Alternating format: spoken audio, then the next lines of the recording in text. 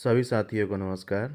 हम लोग पढ़ने जा रहे हैं सीनियर क्लर्क का पेपर है दोस्तों। पर्सनल डिपार्टमेंट का है और ये दोस्तों आपका जो पेपर है दोस्तों ये SECR का पेपर है दोस्तों। इसमें आपके 100 मार्क्स के पेपर रहेंगे। 120 मिनट रहेगा। 110 क्वेश्चन रहेंगे। 100 इस्टेब्लिशमेंट और 10 राजभाषा से। दोस्तों चैनल पर टोटल 27 पेपर अपलोड किए गए हैं। 27 गुने 11, आप समझ सकते हैं कितना बड़ा एक प्रश्न बैंक तैयार होते जा रहा है दोस्तों। और आपका बहुत सारी चीज़ों को चैनल पर वीडियो है दोस्तों, जैसे आपका कंडक्ट रूल, आपका discipline and appeal rule, RTI का, उसके बाद ट्रेड यूनियन और दोस्तों इसी प्रकार के जैसे फैक्ट्री एक्ट और भी सारी चीज़ें अंडर प्रोसेस है। समय की कमी होने की वजह से सारी चीज़ें चल रही है। जल्द ही आपको UPS के लगभग 200 प्रश्न तैयार किए जा रहे हैं और उसको किया जाएगा क्योंकि बार बार UPS से प्रश्न अब आते जा रहा है। तो दोस्तों चलते हैं बिना किसी देरी के पहले प्रश्न पे। और पहला प्रश्न है हमारा दोस्तों, from the following which grading is not used as urgency grading, यानी निम्नलिखित में से कौन सी तत्कालिकता ग्रेडिंग के रूप में उपयोग नहीं की जा सकती है। पहला ऑप्शन है दोस्तों most immediate, top priority, out today और सेक्रेट, यानी सबसे तात्कालिक, सर्वोच्च प्राथमिकता, आज, बाहर और गुप्त। यानी तो दोस्तों जो सेक्रेट जो कैटेगरी होती है, ग्रेडिंग होती है, वो नहीं यूज होती है। यानी पहले प्रश्न का आंसर है दोस्तों D सेक्रेट। दूसरा ऑप्शन है दूसरा प्रश्न दोस्तों, all category of staff and officer shall use which colour ink for noting. सभी श्रेणी के कर्मचारी और अधिकारी नोटिंग के लिए किस रंग की स्याही का उपयोग करेंगे। यानी प्रश्न संख्या जो हमारा 2 है दोस्तों, उसका ऑप्शन है रेड और ब्लू, ब्लू और ग्रीन, ब्लैक और ग्रीन, और दोस्तों ऑप्शन है आपका ब्लैक और ब्लू। यानी प्रश्न संख्या जो हमारा 2 का आंसर होगा वो होगा D। इस पेपर के पहले 10 प्रश्न थोड़े से दोस्तों आपको अटपटा लगेंगे, लेकिन ये कभी कभी एग्ज़ाम में आते हैं, या जो पर्सनल डिपार्टमेंट के एम्प्लॉय है वो समझ सकते हैं कि प्रश्न ये आते रहता है। सभी कर्मचारी के तीसरा क्वेश्चन है दोस्तों, विच of the following does not form a part of file. Notes portion, correspondence portion, subjects portion और रेफरेंसेस। निम्नलिखित में से कौन सा फाइल का हिस्सा नहीं होता है दोस्तों। यानी प्रश्न संख्या जो हमारा 3 का जो आंसर होगा दोस्तों वो होगा C, सब्जेक्ट पोर्शन हमारा फाइल का पार्ट नहीं होता है दोस्तों। प्रश्न संख्या हम 4 को देखते हैं, the time limit to acknowledge a communication received from a honourable PM। माननीय सांसद से प्राप्त संचार की पावती देने की समय सीमा क्या है। 20 डेज, 15 डेज, 5 डेज, 30 डेज। यानी प्रश्न संख्या जो हमारा 4 का आंसर होगा वो होगा B, 15 days. Can a citizen lodge a grievances in English, Hindi, any local language, all the above. कोई नागरिक शिकायत किस भाषा में दर्ज करा सकता है, अंग्रेजी, हिंदी, कोई भी स्थानीय भाषा, उपरोक्त सभी। यानी प्रश्न संख्या जो हमारा 5 का आंसर होगा उपरोक्त सभी, किसी भी भाषा में वो अपना नहीं, उपरोक्त सभी कोई भी भाषा में वो कर सकता है। How are files categorised. फाइलों को कैसे वर्गीकृत किया जाता है। प्रश्न है ABC, AB, AC, E1, E2, E3। तो प्रश्न संख्या जो हमारा 6 है दोस्तों उसका आंसर होगा C, A and C. Next question है, which of the following issues are not taken up by the CP gram systems. निम्नलिखित में से कौन से मुद्दों में से सीपी ग्राम द्वारा प्रणाली नहीं उठाया जाता है? RTI matters, family dispute, matters which are sub judice और एल द अबव। यानी प्रश्न संख्या 7 का जो आंसर होगा दोस्तों वो होगा डी, यानी इन सभी प्रश्नों को आरटीआई में नहीं उठाया जाता है। नेक्स्ट क्वेश्चन है, the executive power formally vest in the, यानी कार्यकारी शक्ति और औपचारिक रूप किसमें निहित है? तो president of India, prime minister, ministry of the concern, minister of the concern ministry और कैबिनेट सेक्रेटरी। यानी प्रश्न संख्या जो हमारा 8 का आंसर होगा दोस्तों वो होगा A, prime minister of India, sorry president of India. प्रश्न संख्या 9 है, what does the term PUC use for flagging a paper in a file stand for. किसी फाइल में किसी कागज को चिन्हित करने के लिए शब्द पीयूसी का अर्थ क्या है? Paper under correspondence, paper under current file, paper under consideration, paper under committee. यानी प्रश्न संख्या जो हमारा 9 का जो आंसर होगा दोस्तों वो होगा C, paper under consideration. What is the word, what it meant by the word CA3 reference used in the official government correspondence? Confidential authority letter, covering letter of a note, reference received from MPs and MLA, state government reference. यानी प्रश्न संख्या जो हमारा 10 का जो answer होगा दोस्तों वो होगा C, reference received from MPs and MLA। अब दोस्तों अब ये आप लोगों का प्रश्न अब यहाँ से आएगा। Ministry of railway has how many ministers? 1 2 3 4। यानी प्रश्न संख्या जो 11 का जो आंसर होगा वो होगा सी। देखिए एक तो होते हैं रेलवे मिनिस्टर और सेंट्रल के लिए, और एक दो होते हैं आपका स्टेट के लिए, राज्य मंत्री होते हैं और केंद्र मंत्री होते हैं। तो 3 होते हैं, केंद्र राज्य मंत्री 2 होते हैं और केंद्र मंत्री 1 मंत्री होते हैं। यानी प्रश्न संख्या 11 का आंसर होगा सी, 3। The highest officer of a railway board is member infra, finance, secretary railway board, CRB and CEO। यानी प्रश्न संख्या जो हमारा 12 का जो आंसर होगा दोस्तों वो होगा D, CRB and CEO। Senior ALP is eligible for which type of quarter?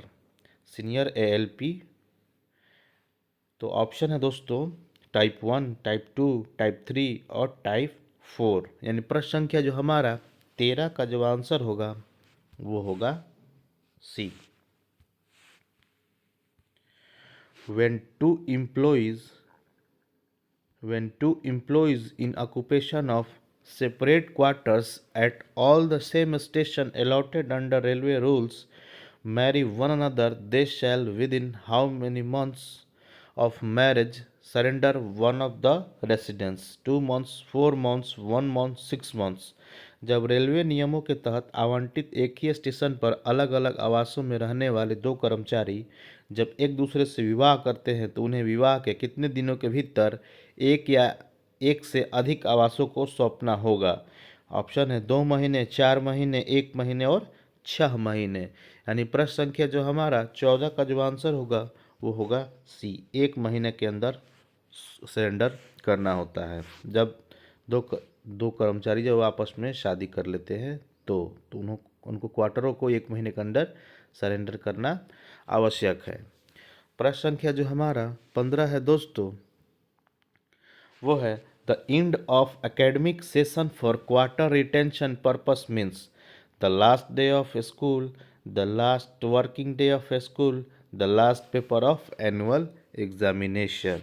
यानी प्रश्न संख्या जो हमारा 15 का आंसर होगा दोस्तों वो होगा C, the last paper of annual examination.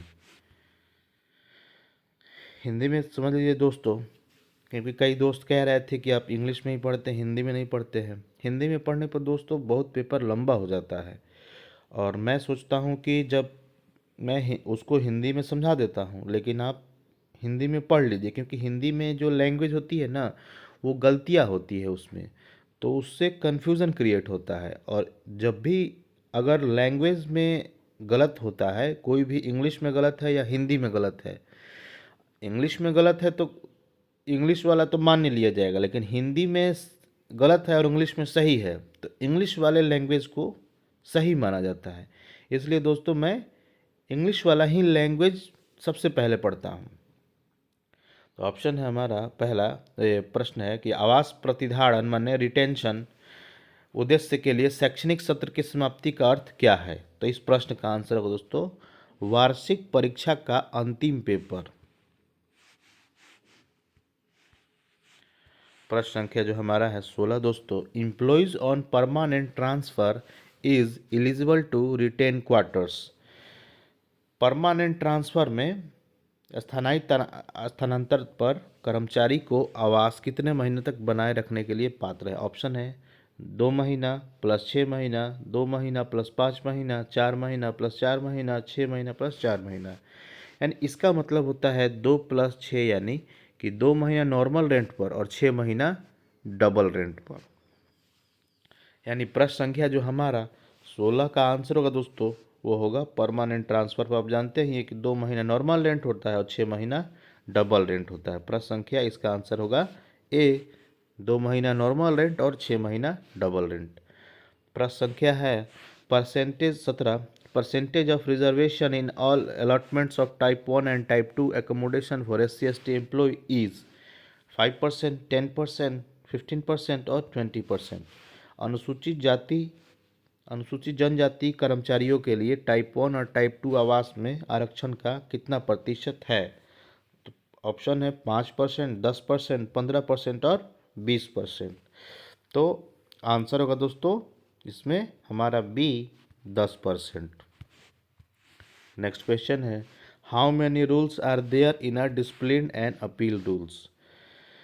D&A नियम 1968 में कितने नियम है। तो 20, 25, 30, 31, यानी आंसर होगा दोस्तों डी, 31 टोटल इसमें रूल है।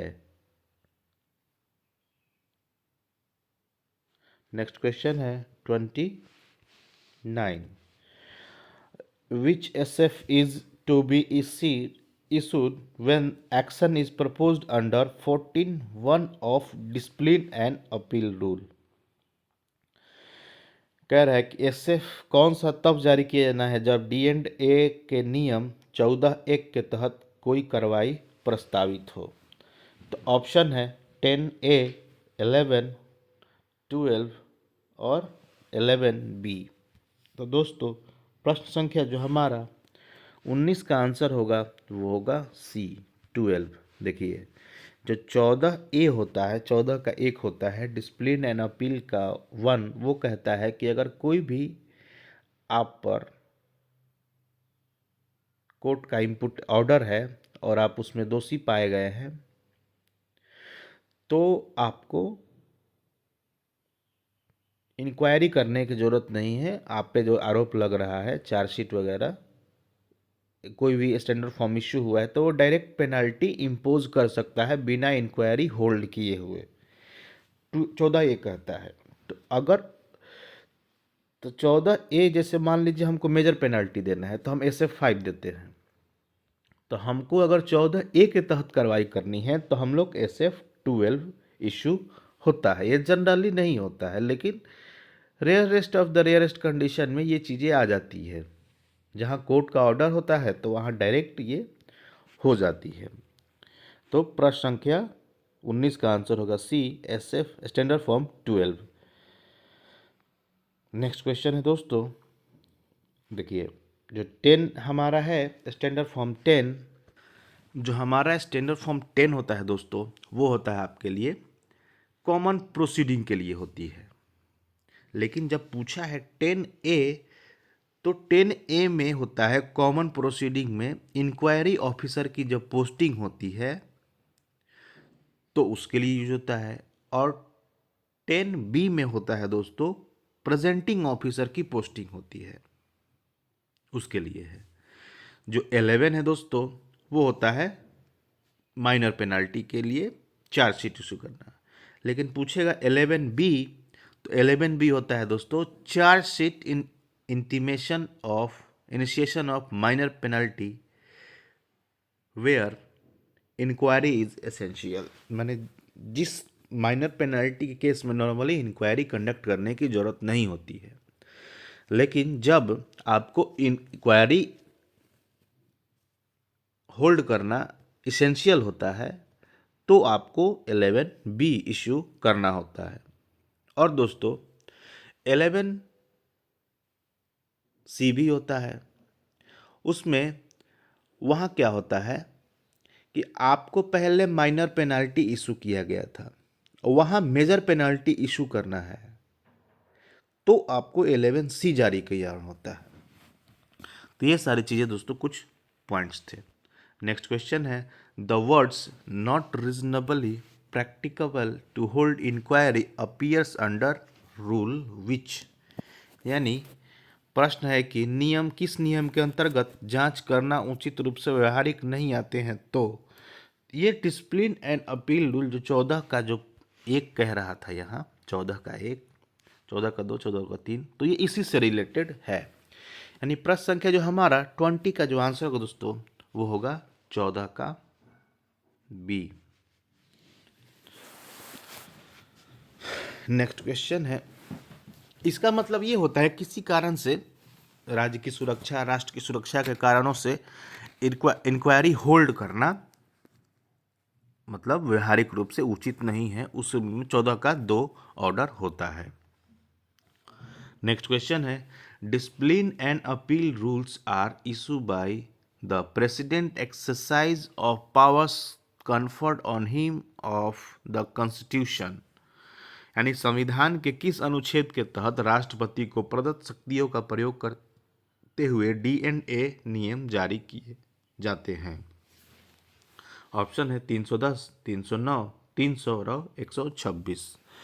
दोस्तों प्रश्न संख्या जो हमारा 21 है उसका आंसर होगा दोस्तों B 309।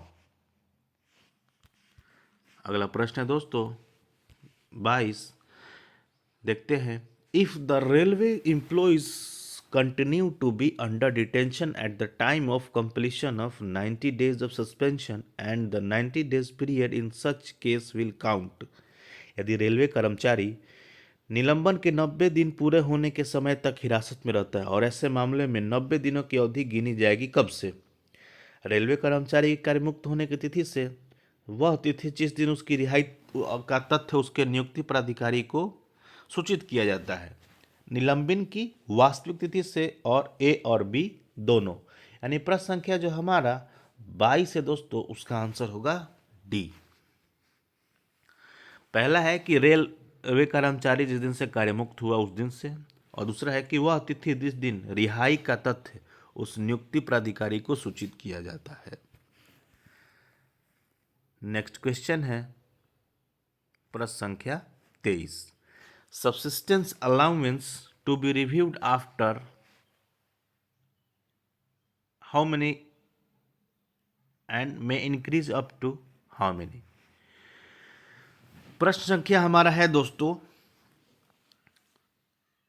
कि निर्वाह भत्ते की समीक्षा कितने महीनों की बाद की जाएगी और इसे कितना तक बढ़ाया जा सकता है। तो ऑप्शन है 3 मंथ 60%, 3 मंथ 50%, 6 मंथ 50% और 6 मंथ 75%। यानी प्रश्न संख्या जो हमारा 23 का जो आंसर होगा दोस्तों वो होगा B। 3 मंथ के बाद आप पहले आपको रिव्यू कर लेना है और 50% तक इसे बढ़ाया जा सकता है, जो वर्तमान में मिल रहा है उसका 50%। while working SSC committed a misconduct and thereafter promoted as ADN, the disciplinary authority in this case shall be with reference to the post of ADN with reference to the post of SSC. Option है A is only correct, B is correct, both incorrect. अब फिर से प्रश्न को देख लेते हैं। ए ने एसएससी के पद पर कार्य करते हुए कदाचार किया और उसके बाद उसे एडीएन के पद पर पदोन्नत किया गया। इस मामले में अनुशासनात्मक पदाधिकारी कौन होगा? तो एडीएन के पद के संदर्भ में होगा या एसएससी के पद के संदर्भ में होगा? तो जो हायर होता है उस पोस्ट के संदर्भ में रहता है। केवल ए सही है, केवल बी सही है, दोनों सही है और दोनों गलत है। यानी प्रश्न संख्या जो हमारा 24 है दोस्तों, उसका आंसर होगा केवल ए सही है। नेक्स्ट क्वेश्चन है प्रश्न संख्या 25। Entitlements to railway servant retiring while departmental or judicial proceedings are pending. The option है provisional pension, encashment of leave or if sanctioned by competent authority, both A and B correct. विभागीय या न्यायिक कार्यवाही लंबित होने के दौरान सेवानिवृत्त होने वाले रेलवे कर्मचारी की पात्रताएं, उनको प्रोविजनल पेंशन दिया जाएगा, बात तो सही है, और सक्षम प्राधिकारी द्वारा स्वीकृत अवकाश का नकदीकरण, तो कह रहा है कि दोनों सही है। यानी प्रश्न संख्या जो हमारा 25 का आंसर होगा वो होगा सी, दोनों सही। यानी आपको प्रोविजनल पेंशन तो दिया जाना ही है, पेंशन तो रुकेगा नहीं, और आपका जो लीव इनकैशमेंट है वो कर दिया जाएगा, और जब फाइनल होगा तो आपके पूरी सेटलमेंट आपको की जाएगी, जैसे DCR रिलीज करना, ये सारी चीज़ें होती हैं। प्रश्न संख्या जो हमारा 26 है दोस्तों, deduction not to be made from subsistence allowance. Option है PF, court attachment, recovery of loss to government or all or these. निर्वाह भत्ते से कटौती नहीं की जा सकती, तो PF नहीं होता है, कोर्ट अटैचमेंट नहीं होता है, सरकार को हुए नुकसान को वसूली ये भी नहीं होता है। यानी प्रश्न संख्या जो हमारा 26 का जो आंसर होगा दोस्तों वो होगा डी, ये तीनों सही है। यानी आपका PF भी नहीं होगा, कोर्ट अटैचमेंट भी नहीं होगा और रिकवरी भी नहीं होगा। प्रश्न संख्या जो 27 है दोस्तों, when a railway servant under suspension dies before conclusion of departmental proceedings, the period between the date of suspension and the date of death shall be treated as what for all purpose? Diurnal, leave due, duty, spent on duty, नहीं not spent on duty। यानी प्रश्न संख्या जो हमारा 27 है दोस्तों, यानी कि जब रेलवे कर्मचारी की विभागीय कार्यवाही के समाप्त होने से पहले मृत्यु हो जाती है तो निलंबन की तारीख और मृत्यु की तारीख के बीच की अवधि को सभी प्रयोजनों के लिए क्या माना जाता है दोस्तों? यानी प्रश्न संख्या जो हमारा 27 है दोस्तों, उसका आंसर होगा सी, इसे ऑन ड्यूटी माना जाता है। नेक्स्ट क्वेश्चन है प्रश्न संख्या 28। Rule 3C of conduct rules related to. Option है सेक्सुअल हैरेसमेंट, तो हाँ सही है, promptness and courtesy, observe the government policies और जनरल रूल। तो जनरल रूल 3 में है, 3 का 1 में है प्रॉम्प्टनेस एंड कर्टसी, 3 का B में है ऑब्जर्व द गवर्नमेंट पॉलिसीज और 3 का C में सेक्सुअल हैरेसमेंट है दोस्तों। नेक्स्ट क्वेश्चन है every gazetted officer has to submit immovable property return annually before which date. यानी पहला ऑप्शन है 31 दिसंबर, 31 मार्च, 31 जनवरी और 1 अप्रैल। यानी प्रश्न संख्या जो 29 का आंसर होगा वो होगा 31 दिसंबर। नेक्स्ट क्वेश्चन है विच conduct rule prevents the criticism of government. Option है रूल 8, रूल 9, रूल 7 और रूल 3। तो दोस्तों रूल 3 आपका जनरल रूल है, रूल 7 आपका डेमोन्स्ट्रेशन से है, रूल 8 आपका प्रेस और मीडिया से है और रूल 9 आपका क्या करेंगे, गवर्नमेंट का क्रिटिसाइज। देखिए होता क्या है, एक रेल कर्मचारी है, पहले वो क्या करता है, नॉर्मल बता रहा है याद करने के तरीके, यूनियन ज्वाइन करता है, नियम 6 के तहत। अगर नियम 6 के तहत यूनियन ज्वाइन करेगा तो नियम 7 के तहत वो डेमोन्स्ट्रेट करेगा। मतलब आपको याद करके तरीके बता रहे हैं। डेमोन्स्ट्रेशन हुआ, डेमोन्स्ट्रेट में क्या करेगा, रूल 8 का काम करेगा, वो प्रेस और मीडिया में भाग लेगा। तो प्रेस और मीडिया में क्या करेगा, वो सरकार की निंदा करेगा। तो ऐसी चीज़ें हैं, आप उसको ऐसे जोड़ करके एक मिनोमिक्स बना करके आप, अगर आपको याद नहीं हो रहा है तो इन तरीकों से आप याद कर सकते हैं। यानी प्रश्न संख्या जो हमारा रूल 30 है, सॉरी क्वेश्चन 30 है, उसका आंसर होगा बी, रूल 9, जो प्रिवेंशन, जो कंडक्ट रूल को prevent of the criticism of government, यानी सरकार की आलोचना करने से नियम 9 रोकता है। प्रश्न संख्या है 31।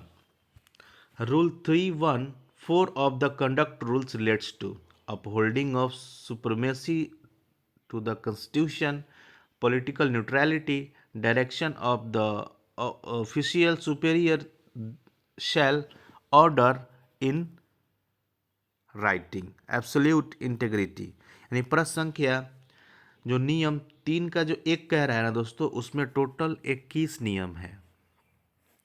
तो वो चौथा नियम पूछ रहा है कि वो किससे संबंधित है। यानी संविधान की सर्वोच्चता को कायम रखना, राजनीतिक तटस्थता बनाए रखना, वरिष्ठ अधिकारी द्वारा निर्देश सामान्यतः लिखित रूप में लेना और पूर्ण निष्ठा। यानी प्रश्न संख्या जो 31 का जो आंसर होगा दोस्तों, वो होगा हमारा ए, संविधान की सर्वोच्चता को कायम रखना। यानी जो हमारा जो नियम 4 में है वो है कि संविधान की सर्वोच्चता को बनाए रखना।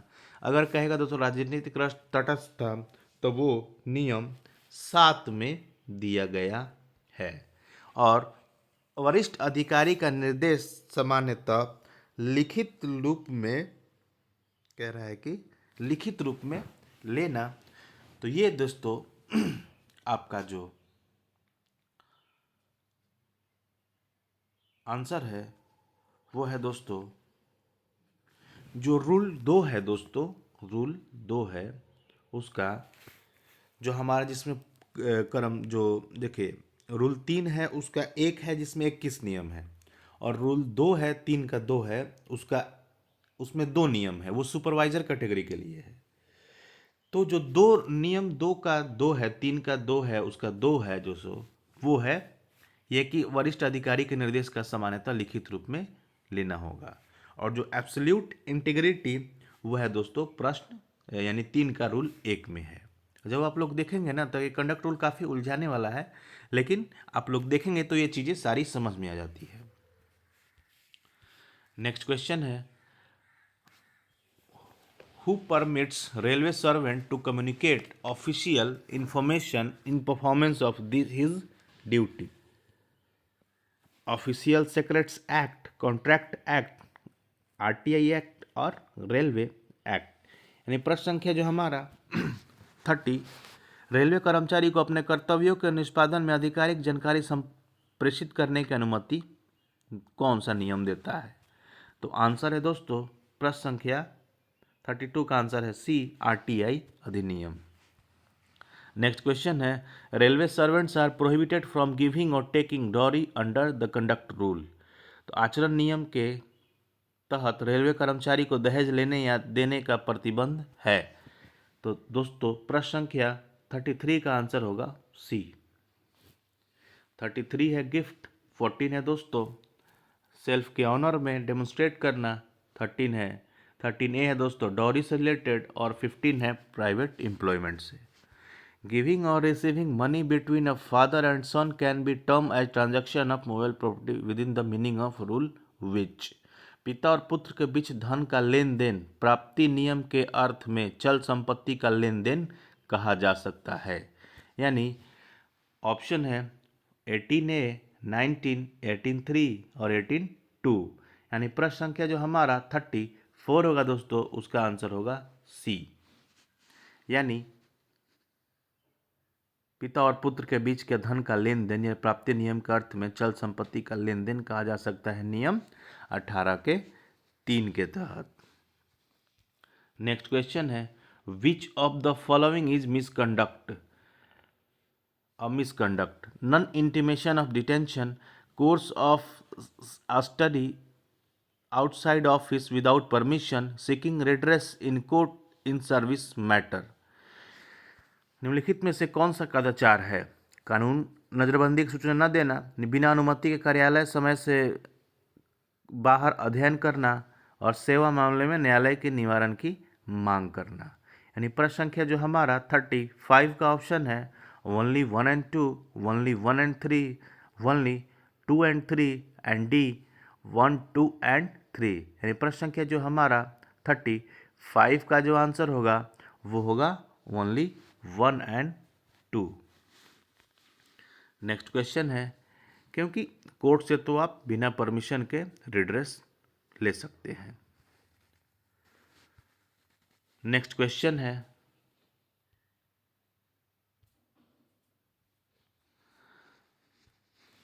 No railway servant shall employ to work any child below the age of what years?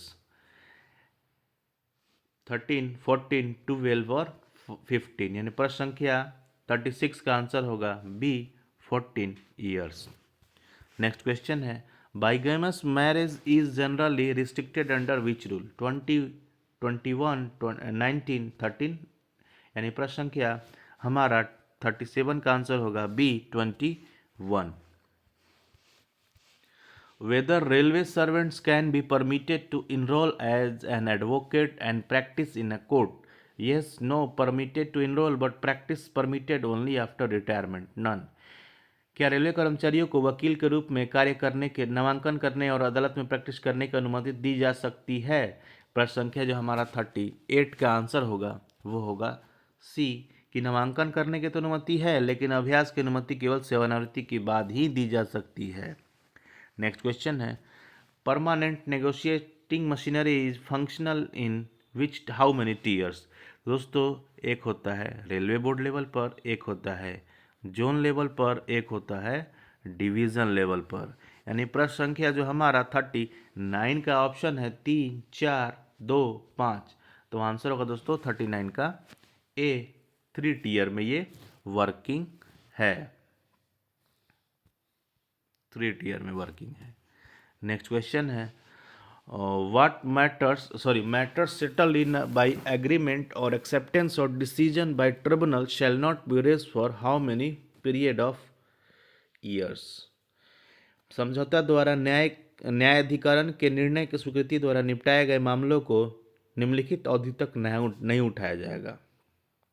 यानी ऑप्शन दोस्तों 3 ईयर, 4 ईयर, 2 ईयर और 5 ईयर।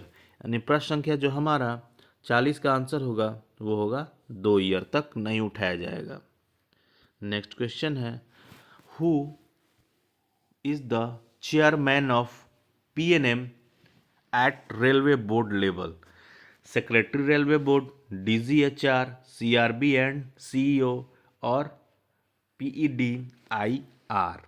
यानी प्रश्न संख्या जो हमारा 41 का आंसर होगा दोस्तों वो होगा C, CRB and CEO. RTI Act was enacted in the year 2002, 2003, 2005, 2007। यानी प्रश्न संख्या 42 का आंसर होगा C, 2005। Where is the main bench of CAT located? New Delhi, Kolkata, Chennai, Mumbai. प्रश्न संख्या 43 का आंसर होगा न्यू दिल्ली। नेक्स्ट क्वेश्चन है, what is the age relaxation in direct recruitment for SC/ST candidates? 3 year, 5 year, 6 year, 4 years. Direct recruitment में SC/ST कैंडिडेट्स का age relaxation कितना मिलता है? तो प्रश्न संख्या 44 का आंसर होगा बी, 5 ईयर्स। नेक्स्ट क्वेश्चन है, after how many years final withdrawal can be taken from PF? 10 year, 15 year, 20 year और 25 ईयर।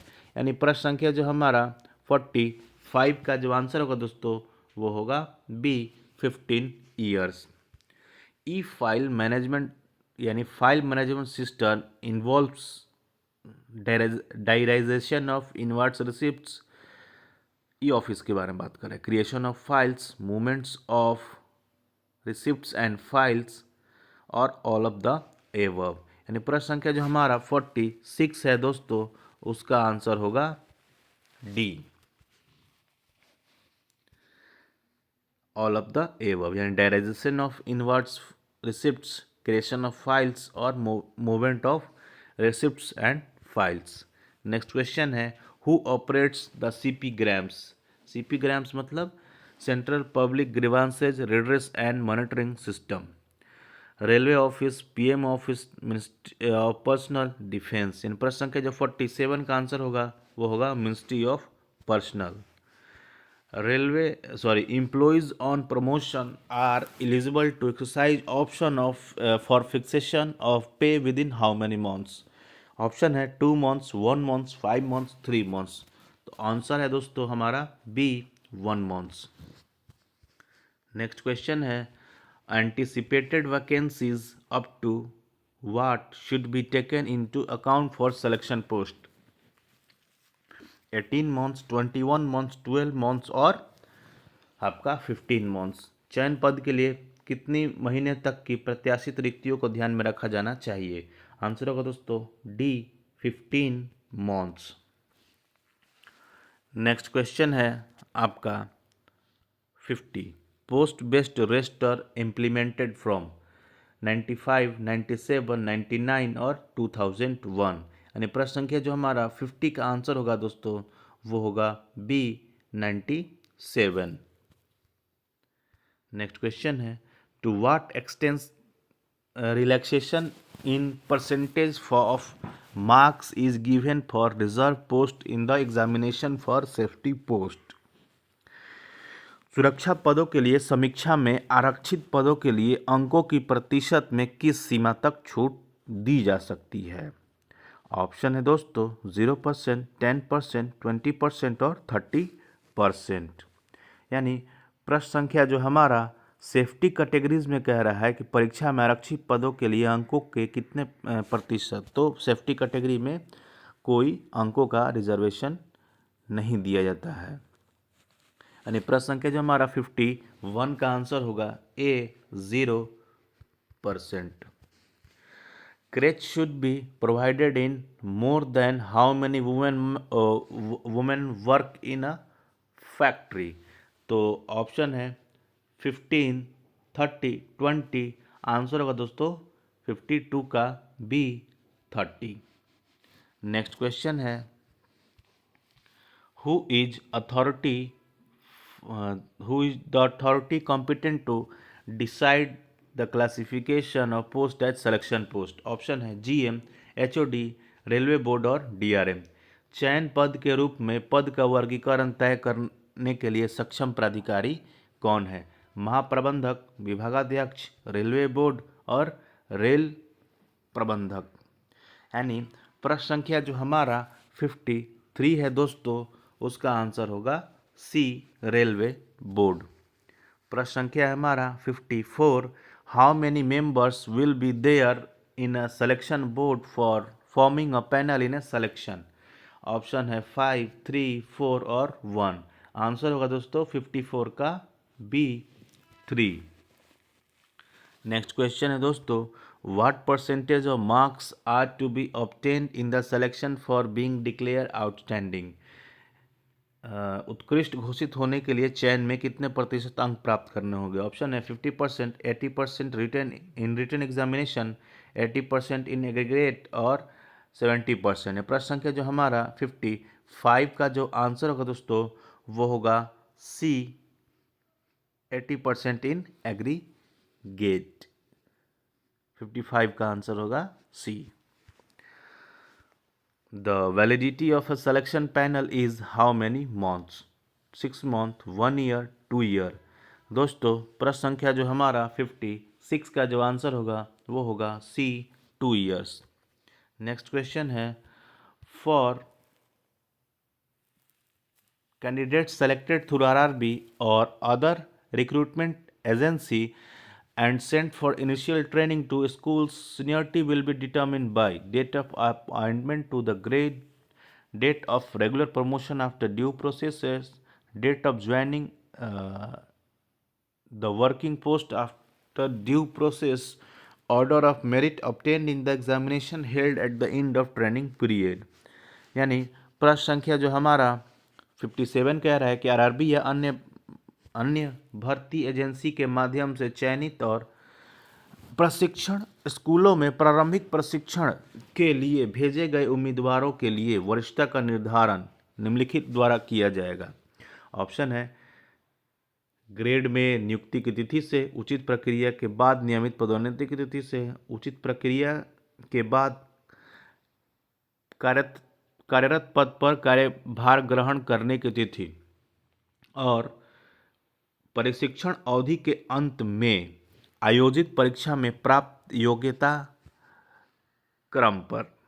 यानी प्रश्न संख्या जो हमारा 57 का आंसर होगा डी, प्रशिक्षण अवधि के अंत में आयोजित परीक्षा में प्राप्त योग्यता क्रम से। प्रश्न संख्या हमारा 58, GDC is held to be fill up how many percentage of the net DRQ vacancy. Option है 20%, 25%, 30% और 33%। डीआरक्यू रिक्तियों के कितने प्रतिशत तक भरने के लिए जीडीसी किया जाता है। प्रश्न संख्या जो हमारा 58 का आंसर है दोस्तों वो होगा बी, 25%। नेक्स्ट क्वेश्चन है what is the zone of consideration in the case of LDC promotion. तो हमारा ऑप्शन है 1:2, 1:3, 1:4 and none of the above. 59 का जो आंसर होगा दोस्तों वो होगा नन ऑफ द एबव, क्योंकि दोस्तों एलडीसी में ये सारी चीज़ें अभी इम्प्लीमेंट नहीं है।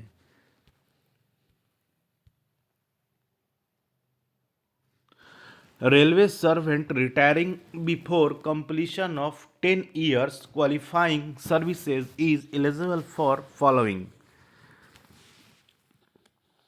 Pension, gratuity both. 10 वर्ष की अहरक सेवा पूरी करने के लिए रेलवे सेवानिवृत्त होने से पहले रेलवे कर्मचारी को निम्नलिखित क्या पात्र है। पहले तो पेंशन, सेवा, ग्रेचुइटी दोनों। तो प्रश्न संख्या जो 60 का आंसर होगा वो होगा बी, ग्रेचुइटी, क्योंकि ग्रेचुइटी के लिए आपको 5 साल की नौकरी होनी अनिवार्य है। नेक्स्ट क्वेश्चन है maximum percentage of pension that can be commuted. 30%, 40%, 50%, 100%। प्रश्न संख्या 61 का आंसर होगा B, 40%। In case of death of railway servant, family pension will be payable at enhanced rates for how many years? Death of railway servants. तो दोस्तों no enhanced family pension will be permissible for period of 5 years, for period of 10 years, for period of 15 years। यानी प्रश्न संख्या है कि railway कर्मचारी की मृत्यु की स्थिति में पारिवारिक पेंशन कितने वर्षों तक बढ़ी हुई दर पर देय होती है। यानी प्रश्न संख्या जो हमारा 62 का आंसर होगा सी, 10 वर्षों तक। अगर रिटायरमेंट के केस में होगा दोस्तों तो वो होगा 7 वर्षों तक। नेक्स्ट क्वेश्चन है 63, during service LAP can be encashed how many times. तो ऑप्शन है 3 टाइम्स, 6 टाइम्स, 5 टाइम्स और 3, 4, 5, 6। तो प्रश्न संख्या 68 का आंसर होगा डी, 6 टाइम्स इन सर्विस किया जा सकता है, एक बार में 10, हर 2 साल के अंतराल पर। प्रश्न संख्या 64 है the rate of subscription for group insurance scheme in case of group C employ is how many per month. Group C employ के लिए तो ऑप्शन है 15 रुपीज़, 13 रुपीज़, 60 रुपीज़ और 120 रुपीज़। यानी दोस्तों आपका जो ग्रुप सी कैटेगरी है उसके लिए 30 रुपये होता है, ग्रुप बी कैटेगरी होता है उसके लिए 20 रुपये होता है और ग्रुप ए कैटेगरी होता है उसके लिए 120 रुपये होता है। यानी प्रश्न संख्या 64 का आंसर होगा बी, 30 रुपीज़। नेक्स्ट क्वेश्चन है what is the maximum amount of DCRG? 10 lakhs, 15 lakhs, 20 lakhs और 25 lakh। यानी प्रश्न संख्या जो हमारा 65 है दोस्तों, उसका आंसर है डी। अभी DCRG हो गया है 25 लाख रुपए। Employees recruited on after comes under NPS। 1/1/2003, 1/1/2004, 1/4/2004, 31/12/2004। प्रश्न संख्या जो हमारा 61 का आंसर होगा 1 जनवरी 2004। नेक्स्ट क्वेश्चन है 67। The pay element of running staff for the purpose of calculating retirement benefits shall include an additional element of what percentage of basic पे। 30%, 30% जो मिलता है दोस्तों आपका माइलेज के लिए मिलता है, और 55% आपका रिटायरमेंट के लिए मिलता है। प्रश्न संख्या 67 का आंसर होगा दोस्तों बी। नेक्स्ट क्वेश्चन है on consideration on retirement for how many post retirement complimentary pass will be given to group C employ if his service is 25 years और मोर। 2 sets, 3 sets, 4 sets, 6 sets। तो प्रश्न संख्या जो हमारा 61 का आंसर होगा 2 set. 68 का आंसर होगा 2 सेट। नेक्स्ट क्वेश्चन है on retirement how many post retirement complimentary passes will be given to group C employ if his service is over 20 years but less than 25 years। 2 sets, 3 sets, 1 sets और D 6 set. प्रश्न संख्या जो हमारा 69 का जो answer है दोस्तों वो होगा C 1 सेट। अगर 20 साल से अधिक है लेकिन 25 साल से कम है तो 1 सेट दिया जाएगा। नेक्स्ट क्वेश्चन है what is the present rate of fix medical allowance. 1000, 2000, 2500 और 3000। यानी प्रश्न संख्या 70 का आंसर होगा वो होगा दोस्तों ए 1000। नेक्स्ट क्वेश्चन है दोस्तों NPS is regulated by which regulatory authority. यानी ऑप्शन है RBI, PF, RDA, SBI, IRDA।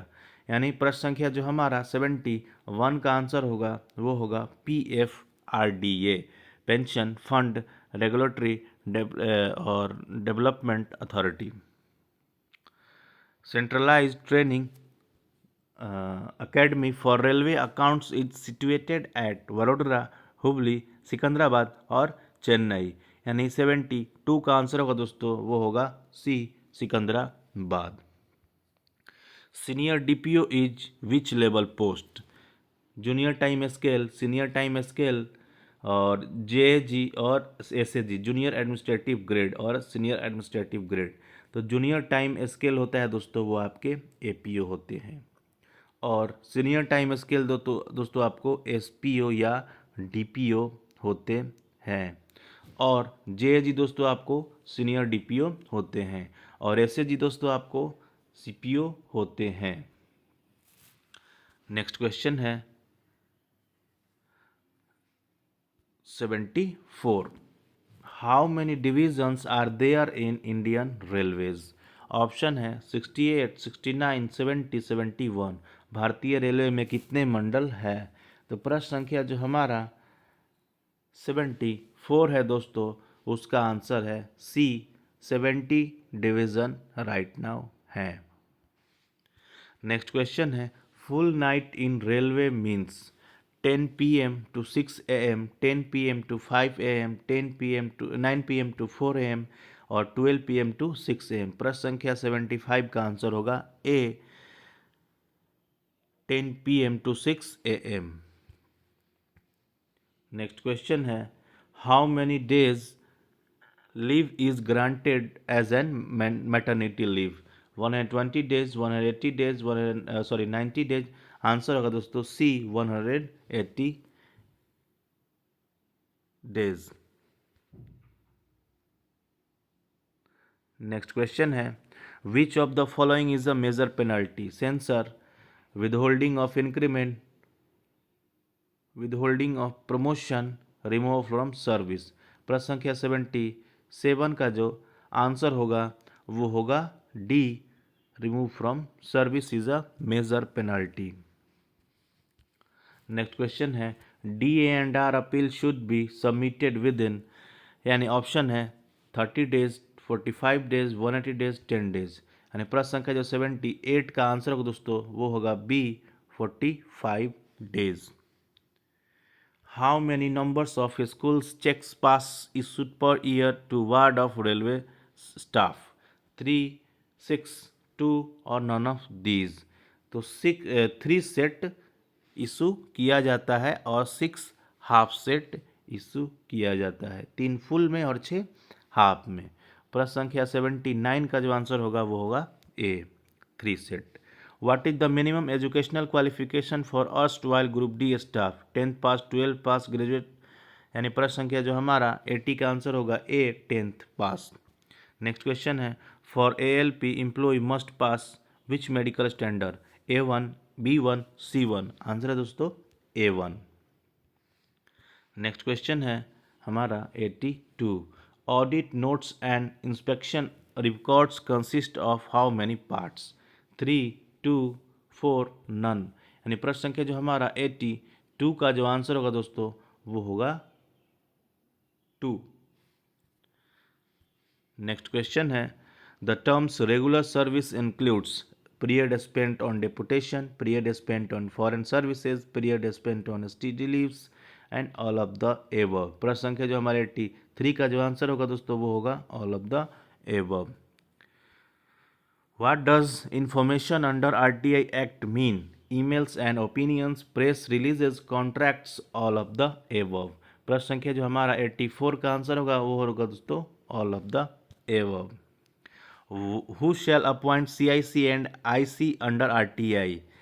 Prime minister, president, chief justice, cabinet, यानी प्रश्न संख्या जो हमारा 85 का आंसर होगा वो होगा प्रेसिडेंट।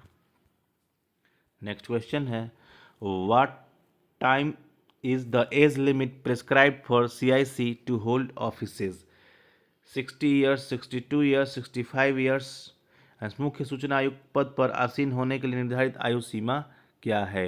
तो 86 का आंसर है दोस्तों 65 ईयर्स। नेक्स्ट क्वेश्चन है who are exempted from a payment of fee under RTI act? Any age person belonging to SC/ST, any central government employ, a senior citizen, any person below poverty line, यानी प्रश्न संख्या जो हमारा 87 का answer होगा वो होगा D, any person below poverty line.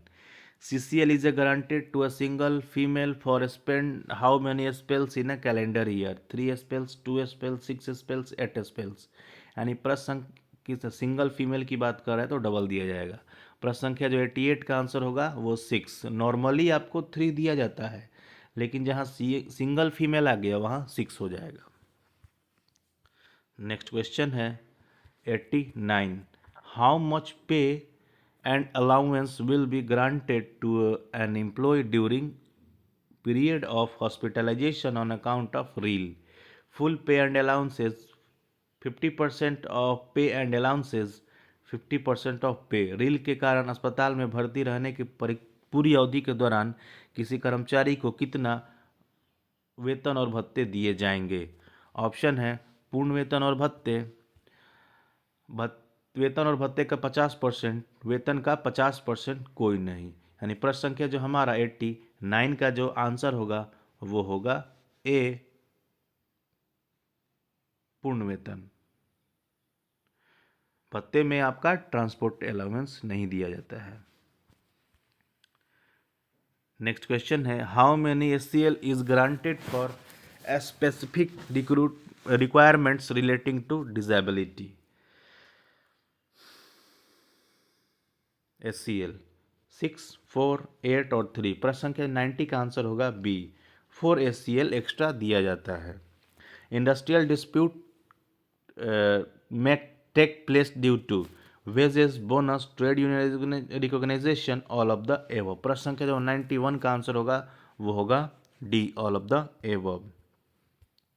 Which one of the following is the last weapon in the hands of workers? Layoff, lockout, closure और स्ट्राइक। यानी प्रश्न संख्या जो हमारा 92 का आंसर होगा वो होगा D, strike. But it should be very careful to hold a strike.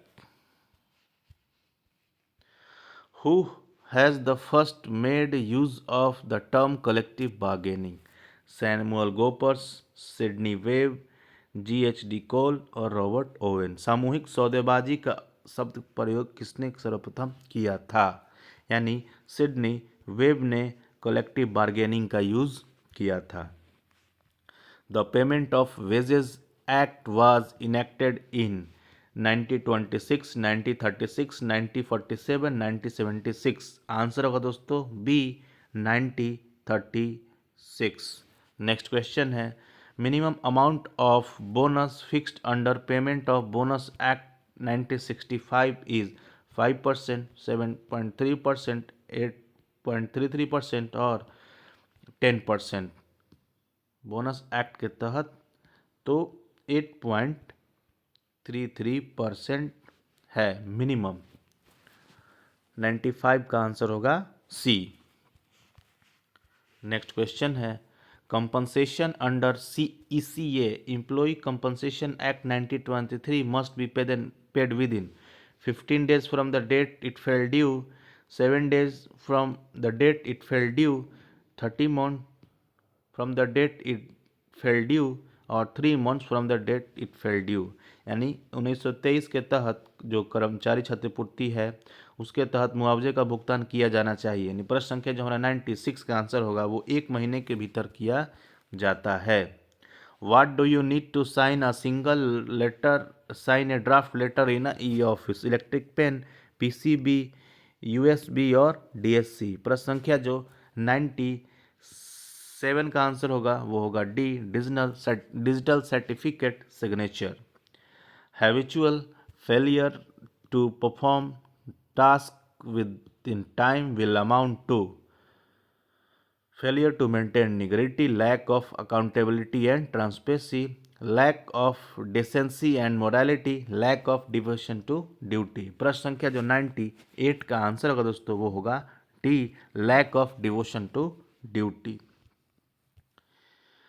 Question है, supernumerary post are created under special circumstances for operation for as such at discretion of the competent authority for administrative convenience। Option है flexible period, unlimited period, limited period, none of the above.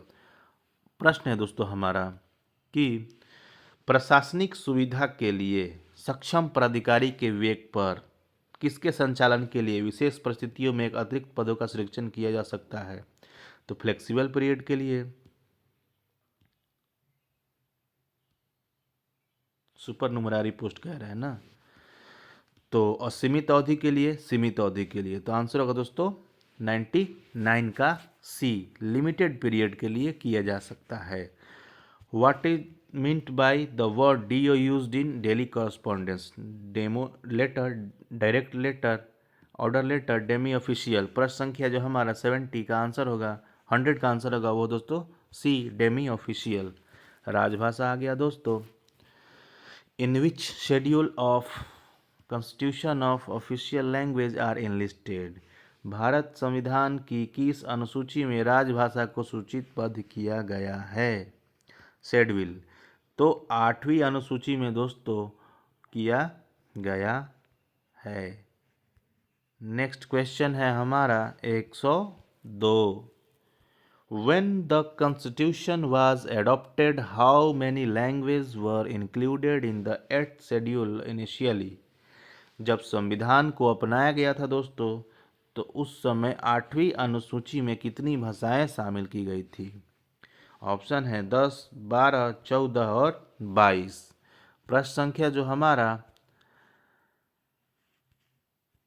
102 है उसका answer होगा सी, उस समय 14 भाषाएं थी, बाद में इसे संशोधन करके बढ़ा दिया गया जो अभी वर्तमान में 22 है।